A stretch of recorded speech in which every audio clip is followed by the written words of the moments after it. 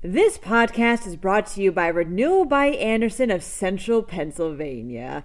Buy one window or door and get the second one at 40% off. No money down, payments, or interest for 1 year for qualified buyers. Check this deal out by visiting RBACentralPADeals.com. That's RBACentralPADeals.com, or by calling 717-836-1080. Deal ends April 30th. You know, you guys always listen to me, so I'd like to return the favor and start listening to you.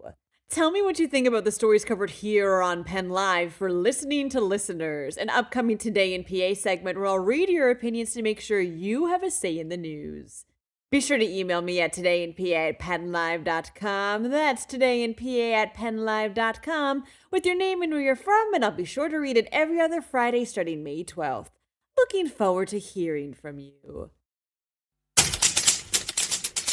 A school switched to remote learning last week after a student was caught with a loaded gun. Meanwhile, a lawsuit claims that the state education department is forcing woke guidelines on schools. Traffic fatalities went down last year.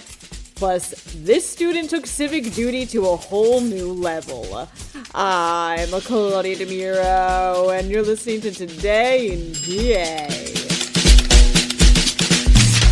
Reading High School switched to remote learning from last Wednesday through Friday after a student was caught bringing a loaded gun onto the premises, reports the Reading Eagle. The incident occurred on Wednesday morning when two students were let into the school by another through an unauthorized door that lacked the metal detectors other entrances had. Police officers assigned to the school noticed and quickly followed the two along with security officers and apprehended the students, discovering one had the weapon. The 16-year-old has been charged with possessing a firearm without a license, among other things. The second boy faces charges such as trespassing. The State Department of Education is being sued by 3 school districts for pushing new, quote-unquote, woke guidelines on schools, students, and teachers, reports PennLive. The Thomas More Society law firm filed the suit on behalf of the Laurel, Mars area, and Pencrest school districts, who have taken issue with the department's culturally relevant and sustaining education program framework guidelines. Released in November 2022, the DOE states the guidelines are meant to foster inclusivity along with student success.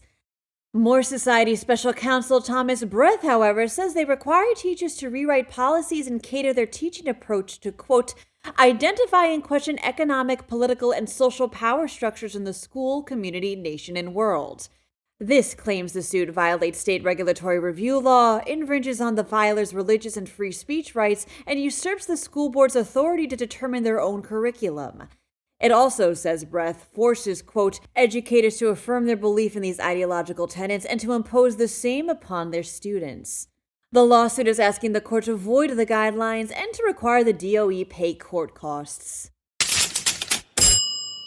Traffic fatalities in Pennsylvania dropped last year, states the Pittsburgh Post-Gazette. In 2021, statewide traffic deaths reached 1,230. In 2022, they totaled 1,179. Acting PennDOT Secretary Mike Carroll attributes this drop to the post-pandemic driving rebound, as many drivers took advantage of fewer vehicles on the road during COVID. Adds he, quote, it certainly is good news that our fatalities are decreasing, but they are still too high. Villanova senior Phil Sandor was driving to class a couple of weeks ago when something caught his eye, says Fox 29. A cop chasing someone. After witnessing the suspect jump over electrified SEPTA train tracks to get away, Phil decided to up his civic duty level and offered the cop, Officer Kyle Hand, a ride. Hand accepted Sandor's lending of a hand, low-hanging fruit, and was dropped off by Sandor in a nearby neighborhood where he managed to catch the suspect.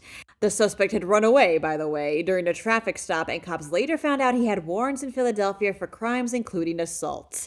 Sandor got a proper thank you from police officers and a certificate of appreciation for the assist.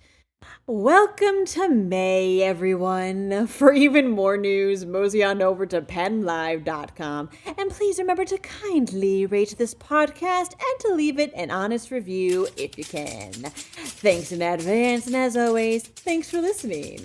I'm Claudia Dimuro, and I'll be back again tomorrow for another round of Today in PA.